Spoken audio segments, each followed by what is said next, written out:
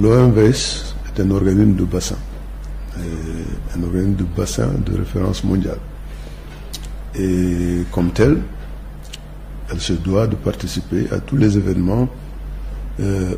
qui s'organisent autour de la question centrale de l'eau. Et justement, les semaines africaines de l'eau sont des événements organisés par l'AMCAO. L'AMCAO, c'est, on va dire, la conférence africaine des ministres en charge de l'eau, qui, comme vous le savez, est un organisme de l'Union africaine, chargé de coordonner les questions de l'eau à l'échelle du continent. C'est dans ce cadre que nous avons reçu une invitation pour prendre part à cette septième semaine qui avait lieu à Libreville, au Gabon. Et pour nous, c'était à la fois l'occasion d'échanger avec les acteurs du secteur de l'eau de notre continent, de notre sous-région, mais également un lieu pour faire la promotion du réseau africain des organismes de bassin dont l'OMVS est aujourd'hui un acteur majeur. Acteur majeur étant, bien sûr, bien entendu, en tant que secrétaire technique permanent du réseau africain des organismes de bassin que nous hébergeons d'ailleurs ici. Et donc c'est ce double objectif que nous poursuivions en allant à Libreville.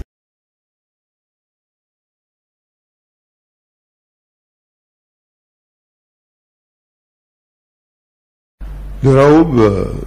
comme l'acronyme le désigne, Réseau africain des organismes de bassin, et je vous ai dit d'entrée de jeu que l'OMVS est un organisme de bassin et de référence. Le RAOB donc a pour ambition, je le dis avec beaucoup de conviction, de faire en sorte que l'ensemble des organismes de bassin à l'échelle de notre continent coordonnent mieux leurs activités, se parlent et permettent donc de faire de ces espaces intégrés que sont les bassins des fleuves des espaces de développement et qui préfigurent l'intégration de l'Afrique d'une manière générale au plan économique, au plan social et porter le progrès de notre continent. C'est pourquoi j'ai dit que c'est notre ambition. Et je crois que l'OMVS le démontre à suffisance ici, étant un organisme de bassin, on va dire, reconnu, réputé pour la solidité de son fondement juridique, institutionnel, mais également de ses réalisations, donc des acquis qu'elle a engrangés depuis sa création il y a cela plus de 46 ans. Alors, vous comprendrez bien que tant secrétaire technique permanent de cette organisation, de ce réseau du moins d'organismes de bassin, que nous travaillons à faire en sorte que notre action soit efficace. Et pour qu'elle le soit, il faut que l'ensemble des membres de notre réseau, qui sont les organismes de bassin, puissent avec nous partager le travail qui est issu de notre plan d'action. Nous avons, il y a juste un mois et demi, lancé à travers le projet financé par le PNUD, le projet donc de on va dire redynamisation du RAOB, et avec une stratégie très claire qui fait que le RAOB va devenir un provider, un fournisseur de services à ses différents membres pour qu'ils soient plus performants dans l'atteinte des objectifs que je viens d'énumérer tout à l'heure, notamment l'objectif le plus important, faire de ces bassins, de ces organismes de bassin, de véritables acteurs de développement au service du continent. Donc, cette stratégie et ce plan d'action, nous tenions à la faire partager, à l'ELF, à faire partager donc ces documents-là au niveau de cette rencontre de Libreville.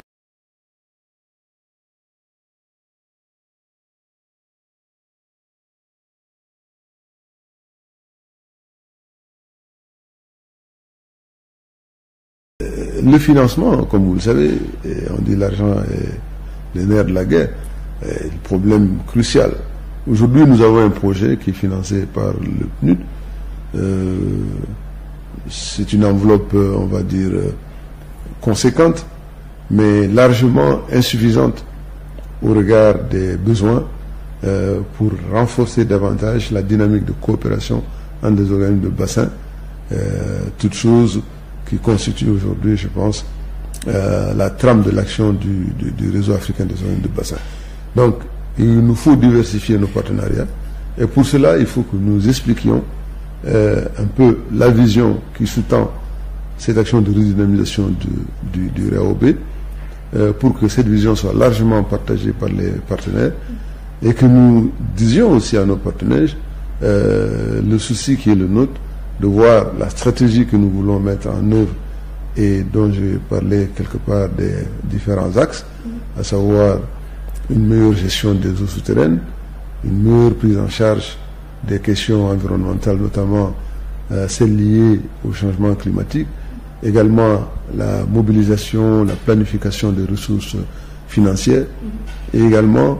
le partage des connaissances, la collecte des informations. Parce qu'aujourd'hui, ce que nous pouvons faire en tant que réseau africain des organismes de bassin, c'est un peu créer cette plateforme d'échange à partir des données que nous avons sur nos bassins, et également à partir des échanges des expériences. Et comme je vous l'ai dit, l'OMVS elle-même étant un organisme de bassin de référence mondiale, suscite aujourd'hui beaucoup d'intérêt. Nous abritons beaucoup on va dire, de visites de la part d'organismes de bassin qui se créent en Afrique, et nous encourageons d'ailleurs la création de nouvelles entités, c'est notre vocation, mais également à l'extérieur, comme je vous l'ai dit, à cause de la référence mondiale de l'OMVS, il y a des pays qui viennent de très loin pour venir voir l'exemple de la gestion concertée qui se déroule au niveau de notre bassin. Mais cette action de promotion de bonnes pratiques, d'échange d'informations, c'est aussi, on va dire, une des actions prioritaires du réseau africain des organismes de bassin. Mais pour que tout cela soit possible, il nous faut dépasser le cadre étroit des projets financés ça et là pour redynamiser l'organisation. Il faut qu'on aille à des investissements plus conséquents, j'allais dire plus structurants, c'est le terme consacré, pour faire en sorte que le réseau puisse exister durablement et permettre donc que la mission qui lui est assignée, qui est celle de mutualiser les efforts des bassins pour qu'ils servent de lieu d'intégration et de catalyseur du développement, que cet objectif-là soit atteint.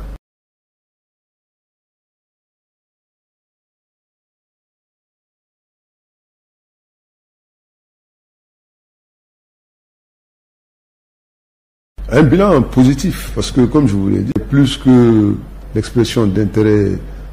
simplement théorique, nous avons aujourd'hui des projets qui verront le jour,